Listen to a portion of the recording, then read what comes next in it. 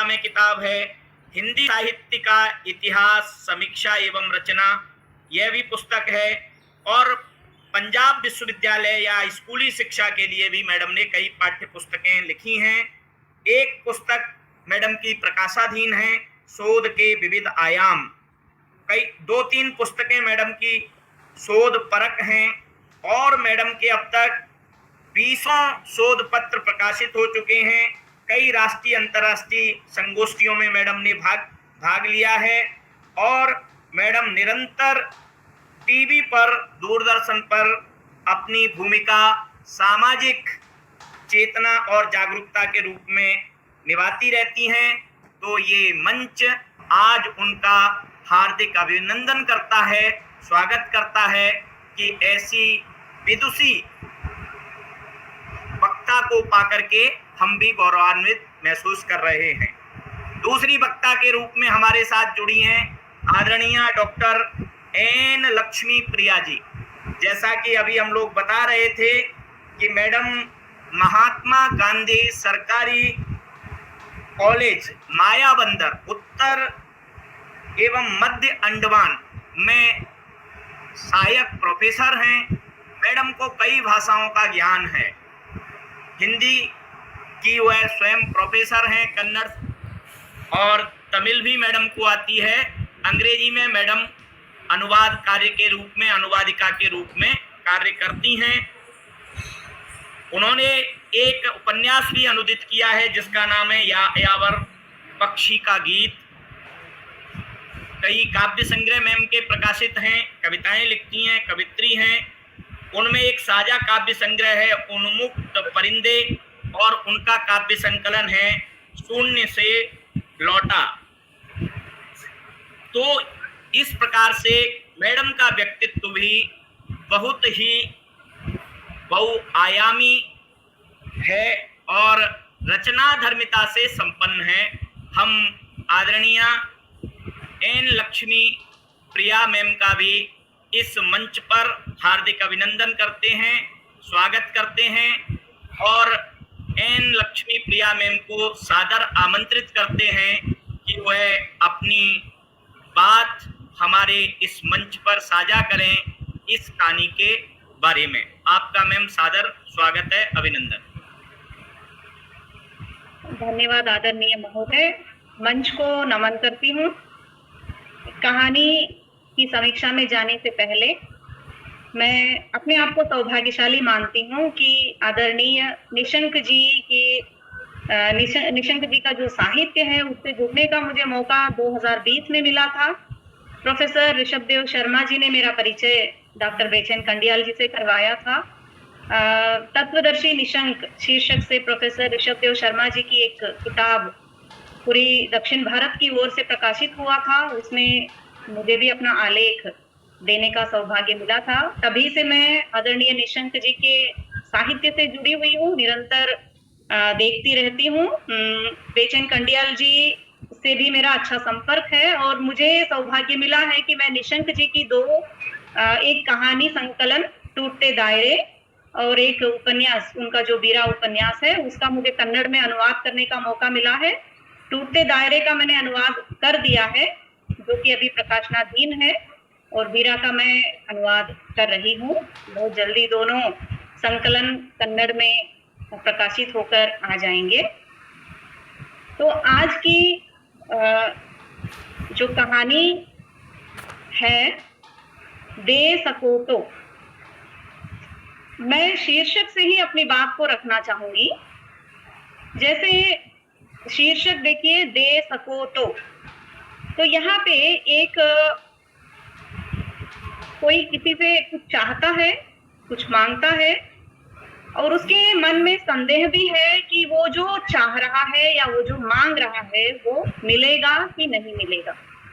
तो यहाँ पे एक व्यक्ति के मन का जो उलझन है या मन में जो संदेह है उसको इस शीर्षक प्रतिध्वनित करता है। यहाँ पे दूसरी ओर दे सको, यहाँ पे एक आशावादिता भी है, यानी कोई भी व्यक्ति जो भी किसी से कुछ भी मांग रहा है उसके मन में एक आशा का भाव भी है कि हाँ, मैं जिससे जो भी मांगूंगा वो मुझे मिल जाएगा। और एक संदेह भी है कि वो देगी या देगा कि नहीं देगा। तो ये जो शीर्षक है, जब इस शीर्षक को कोई पाठक देखता है तो उसके मन में निश्चित ही एक प्रकार का, हम कहानी से निश्चित ही जुड़ जाते हैं, क्योंकि शीर्षक इतना छोटा सा शीर्षक है और इतना आकर्षक शीर्षक है कि पाठक अपने आप ही इस कहानी के साथ बंध जाता है, जुड़ जाता है और पूरी तरह से अंत तक निशंक जी ने प्रयास किया है कि जो दे सको तो, कि क्या देना है या क्या लेना है, ये जो उलझन है, इसको निशंक जी अंत में जाकर समाप्त करते हैं। यानी कहानी शुरू होती है, एक लय में चलती है और कहानी के अंत में पता चलता है कि निशंक जी कहना क्या चाहते हैं। तो पाठक को बांधे रखने का जो प्रयास है वो इस मामले में निशंक जी बहुत सफल हुए हैं और कहानी का जो शीर्षक है वो वाकई में एक लाजवाब शीर्षक है। जहां तक इस कहानी की बात है, कहानी एक छोटी सी कहानी है। जैसे अभी श्रीनिवास जी ने कहा था, एक पति पत्नी के बीच का जो रिश्ता है या संबंध है या परिवार से जुड़े हुए जो तमाम प्रश्न हैं, उन सभी को लेकर यह कहानी चलती है। लेकिन इस कहानी की एक दूसरी पहलू भी है। मैं इस कहानी को एक मनोवैज्ञानिक तथ्यों पर आधारित कहानी के रूप में मैं इस कहानी को देखती हूँ, क्योंकि कहानी की शुरुआत ही मनोदशा से शुरू होती है। दो पात्र हैं इस कहानी में, एक नितिन है और दूसरी नायिका है जिसका नाम है कामिनी। दोनों के बीच का जो संबंध है वो पति पत्नी का संबंध है। जब कहानी का वाचन हम करते हैं तो पता चल जाता है कि दोनों पति पत्नी हैं, और कहानी से ही पता चल जाता है कि दोनों नए नवेली दुल्हन या अभी अभी उनकी शादी हुई है और इस रिश्ते से बंधे दोनों का 1 साल बीत गया। अब 1 साल में दोनों एक दूसरे को समझने की कोशिश करते हैं। पत्नी हमेशा उदास है क्योंकि पति उदास। जब दाम्पत्य जीवन तभी सफल होता है जब पति पत्नी दोनों के बीच में उत्साह होता है, आनंद होता है। तो यहाँ पर जो नायक है नितिन, वो हमेशा उदास रहता है, दुखी रहता है। और देखिए यहाँ पे एक बात हमें ध्यान से देखना है कि नितिन उदास रहता है, दुखी रहता है। ऐसे पल में वो उदास और दुखी रहता है जब खुशी का माहौल होता है। अक्सर हम जब खुशी के आंसू बहाते हैं तो मन हमारा आनंद से प्रफुल्लित हो उठता है, लेकिन यहाँ पे नितिन के आंखों से आंसू बह रही है, नितिन रो रहा है, नितिन का मन उदास है, नितिन गंभीर हो जाता है। ऐसे पल में गंभीर हो जाता है जब कोई खुशी का माहौल होता है या खुशी की बात होती है, दोनों के बीच में हंसी मजाक की बात होती है, अगले ही पल नितिन उदास हो जाता है। तो यहाँ पे उसके आंखों से जो आंसू निकल रही हैं वो खुशी के आंसू ना होकर वो उदासी के आंसू हैं, दुख के आंसू हैं। तो यहाँ पे एक मनोतत्व वैज्ञानिक या मनोतत्व तात्विक रूप से इसे हम समझने की कोशिश करें तो एक पूरी तरह से ये कहानी एक मनोवैज्ञानिक तत्वों पर आधारित कहानी। अब नितिन उदास है, जैसे अभी थोड़ी देर पहले कहानी को भी हमने देखा, नितिन हर अच्छे क्षण में वो थोड़ी देर में गंभीर हो जाता है, उसकी आंखों से आंसू बहने लगती है। और हमारे समाज में ये भी ऐसी भी परिस्थिति है कि आंसू बहाना सिर्फ औरतों का काम है, पुरुष तो बस आंसू के घूंट पीकर अपनी भावनाओं को मन में दबा कर ही उसको रहना है। ऐसे हमारे समाज का नियम बन गया है। तो पुरुषों की आंखों से जब आंसू बहती है तो जो साथी है, जो नई नई दुल्हन बन के आई है या जिसके साथ उसको जीवन बिताना है, यदि ऐसा व्यक्ति जिंदगी भर यदि इसी तरह रोता रहेगा तो एक तरफ कामिनी का जीवन पर भी प्रश्न चिन्ह उठता है और दूसरी ओर नितिन चाहकर भी कामिनी के साथ खुश रहना चाहता है और चाहकर भी वो खुश नहीं रह पाता है। और ये पूरी तरह से मनोविज्ञान पर, इसीलिए मैं बार बार कह रही हूँ कि मनोविज्ञान पर आधारित सिर्फ परिवार की कहानी नहीं है, बल्कि व्यक्ति की मनस्थिति को दर्शाने वाली कहानी है। और इस कहानी को मनोवैज्ञानिक चित्रण के रूप में प्रस्तुत करने में निशंक जी को सफलता मिली है। उन्होंने हर वाक्य, इसमें जो वाक्य का प्रयोग हुआ है या इसमें जो कथानक है या वस्तु है, कहानी भले छोटी हो लेकिन उसकी जो उसके अंदर निहित जो वस्तु है वो वाकई काबिले तारीफ है, बहुत ही मार्मिक है और दिल को छूने वाली कहानी है। जैसे कि पति पत्नी है और दोनों के बीच में बातचीत में भरपूर आनंद है, प्यार है, प्रेम है, सब कुछ है। उसके बावजूद कहीं ना कहीं एक उदासी का माहौल है, मायूसी है। और कामिनी बराबर कोशिश करती है पति के दिल की बातों को जान लेने की। और अक्सर हम पति पत्नी के बीच में कोई भी रहस्य, एक अच्छा दाम्पत्य वही माना जाता है जिसमें पत्नी के बीच में कोई रहस्य की बातें ना रह जाएं। तो अधिक से अधिक जहाँ पे जितनी भी बातें छुपाने की बातें होती हैं, तो वैसे रिश्ते में अक्सर मनमुटाव होता है और बाद में परिवार बिछड़ने की परिस्थितियां उपज जाती हैं। तो यहाँ पे नया साथ बना हुआ है दोनों का, और दोनों एक दूसरे के साथ समझने की कोशिश करते हैं। उसके बावजूद जो नितिन की जो मनोदशा है वो कामिनी समझ नहीं पाती है। अब यहाँ पे जब पति के मनोदशा को जब कामिनी नहीं समझ पा रही है, तो नेचुरली एक महिला के उसके मन में तमाम सवाल उठने लगते हैं। तो यहाँ पे निशंक जी ने सिर्फ नितिन का मनोवैज्ञानिक चित्रण नहीं किया है, बल्कि कामिनी का भी मनोवैज्ञानिक तत्वों पर आधारित निशंक जी ने वर्णन किया। क्योंकि वो लिखते हैं कि कामिनी उदास है, उसके मन में शंका उठ रही है। अब शंका जब मन में उठती है तो तमाम प्रकार की शंकाएं हो सकता है मेरा पति किसी और के साथ रिश्ते में हो, या हो सकता है मेरा पति मुझे नहीं पसंद करता है, या हो सकता है मेरे पति जबरदस्ती मुझसे पति को शादी करनी पड़ी और इसीलिए वो उनका व्यवहार इस तरह है। तो इस तरह की जो तमाम जो भावनाएं हैं या तमाम विचार, एक आम व्यक्ति के मन में उठने वाले सारे सवाल, सारे जो प्रश्न हैं, उन सभी सवालों को, उन सभी प्रश्नों को इस कहानी में निशंक जी ने भरपूर मनोयोग से गूंथने का प्रयास उन्होंने किया है। कामिनी क्या करती है, वो बार बार कितनी ही बार वो पूछती है, पूछने के बाद भी नितिन नहीं बताता है। क्योंकि अब दे सको तो नितिन के मन में शंका है, नितिन के मन में आशा है, आशा के साथ साथ उसके मन में संदेह भी है। क्या संदेह है? जैसे कि हम सभी जानते हैं कि आज की जो स्त्री है, या अभी जो जिस तरह का समाज हमारा बनता जा रहा है, उसमें विघटन की स्थितियां हम ज्यादातर देख रहे हैं। तो स्त्री नहीं चाहती है कि परिवार जुड़ा रहे, सास ससुर साथ रहे, ननद साथ रहे, या कोई भाई बहन साथ रहे।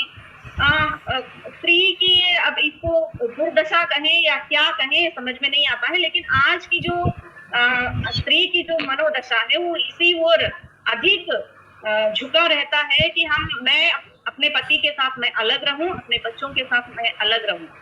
तो ये जो मनोदशा स्त्री की बनती जा रही है, इस बात को भी निशंक जी ने इस कहानी के माध्यम से दिखाया है।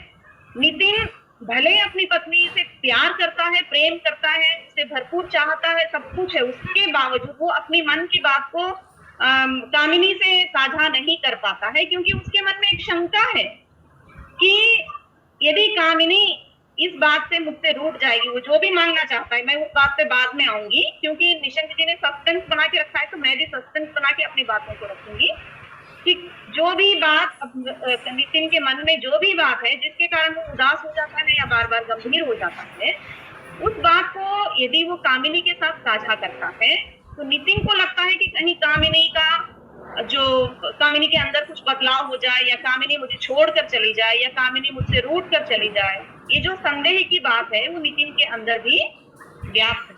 इसीलिए नितिन बार बार जब भी कामिनी पूछती है कि क्या बताइए, क्या हुआ है, क्यों ऐसे, वो जब सवाल पे सवाल करती जाती है और अपने पति को समझने की कोशिश करती है, तो नितिन चुपचाप उसको आलिंगन से आबद्ध कर लेता है, उसको चूम लेता है, या प्यार करता है, या उसके प्रति ममता दिखाता है, स्नेह दिखाता है, लेकिन वो अपनी बातों को अपने अंदर ही रहने देता।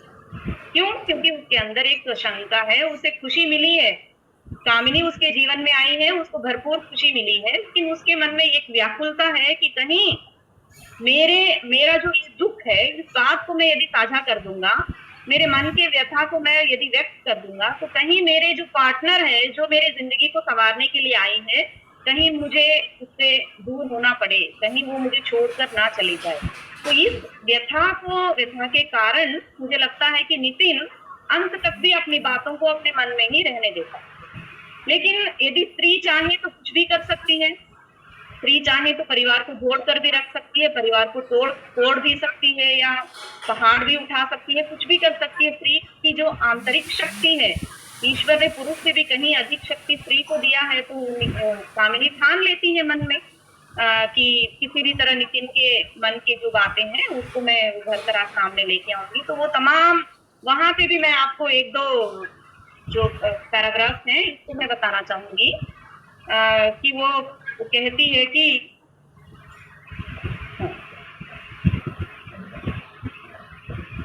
वो कहती है कि मैं आज तुम्हें बताना ही होगा कि वह कौन सी बात है जो पत्नी होने पर भी मुझे नहीं तुम बता सकते। क्या मैं इस योग्य नहीं कि तुम्हारे सुख दुख में शरीक हो सकूं, तुम्हारा दुख बांट सकूं। वो अड़ जाती है, बिल्कुल अड़ जाती है और कहती है कि यदि आप मुझसे घृणा करते हैं तो उसका कारण आज आपको बताना ही पड़ेगा। क्या आपने मुझसे जबरदस्ती शादी की है, या किसी ने आपको, आपके पिताजी की बातों में आकर आपने मुझसे शादी की है, आपको मेरे प्रति प्रेम नहीं है। इस तरह के जब वो तमाम प्रश्न खड़ा करती है तो दिन आता है जब नितिन को अपने मुंह खोलना पड़ता है। उसको वो कहता है कि नितिन अब उसको समझाता है कि नहीं, बिल्कुल नहीं, तुम ऐसी बातें करोगी तो मुझे और दुख होगा।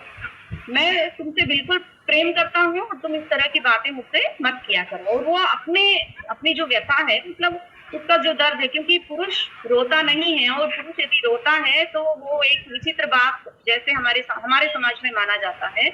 तो वो कहता है कि अधिक खुशी मुझसे बर्दाश्त नहीं होती, खुशी के माहौल में अनायास मेरी आंखों से आंसू फूट पड़ते हैं। बहुत रोकने का प्रयास करता हूँ कामनी, पर ये आंसू हैं कि रुकते ही नहीं।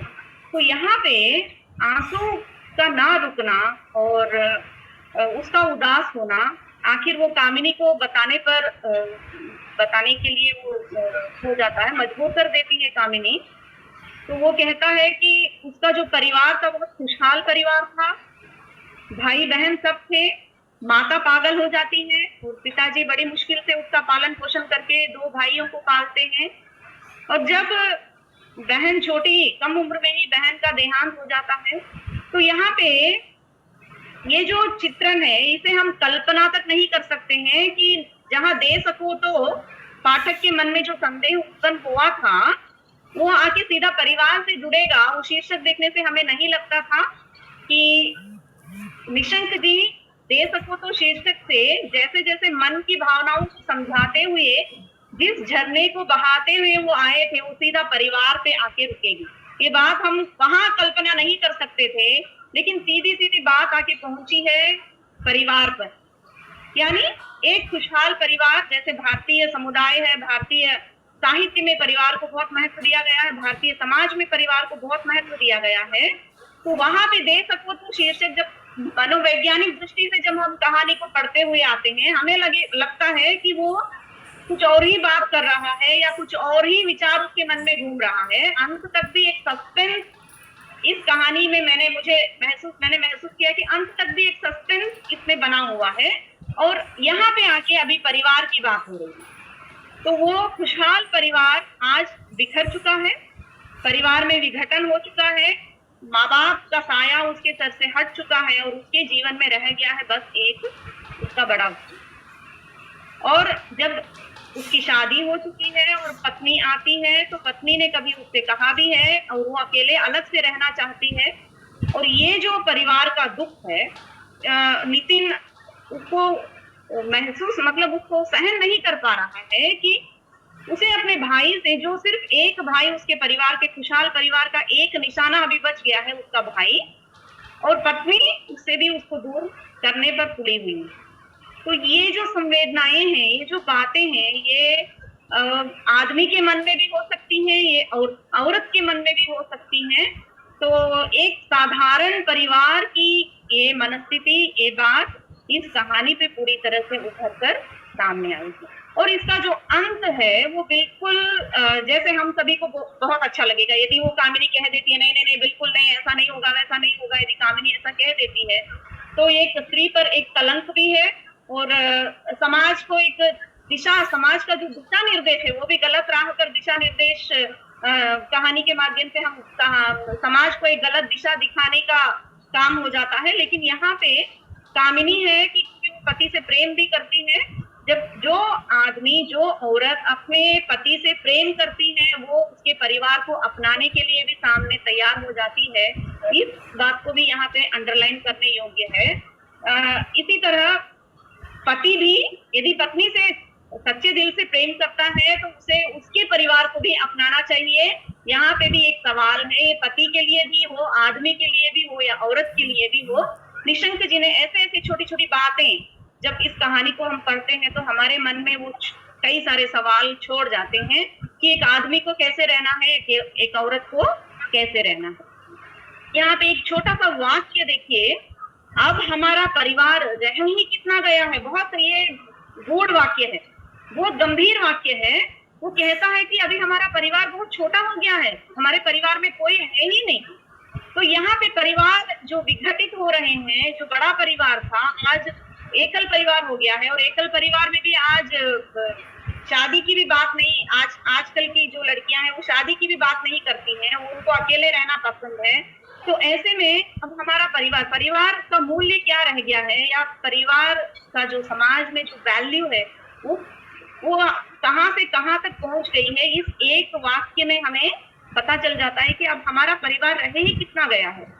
तो अब जो परिवार छोटा सा रह गया है, यदि उसको भी हम बांटने की कोशिश करेंगे, एक सवाल हमारे मन में फिर से यहाँ खड़ा होता है, जो परिवार में कुछ है ही नहीं, है तो 2-3 लोग, और 2-3 लोगों के बीच में भी यदि हम आपसी मनमुटाव को पालते रहेंगे, आपस में हम भिड़ते रहेंगे, मनमुटाव करते रहेंगे, झगड़ा करते रहेंगे, एक दूसरे का चेहरा देखना पसंद नहीं करेंगे, तो फिर मनुष्य का जीवन किस ओर जा रहा है। तो इस तरह के जो तमाम सवाल, तमाम प्रश्न जो है इस छोटी सी कहानी के माध्यम से निशंक जी ने दिया है।